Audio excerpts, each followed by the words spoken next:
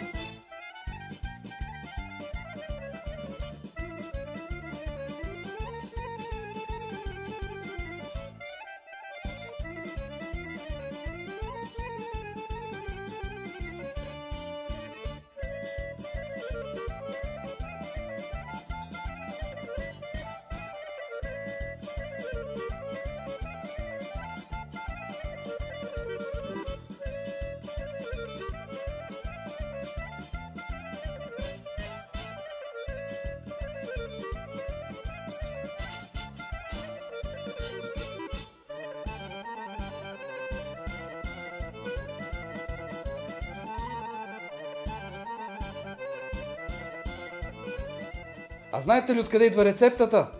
Гошанци е старото име на монтанското село Замфирово и рецептата е представена през 1981 година по време на националната кулинарна изложба, провела се в София с готвачите на тогавашните 28 окръга. А сега погледнете месото как се топи, изпечено по този начин на ниска температура и продължително време.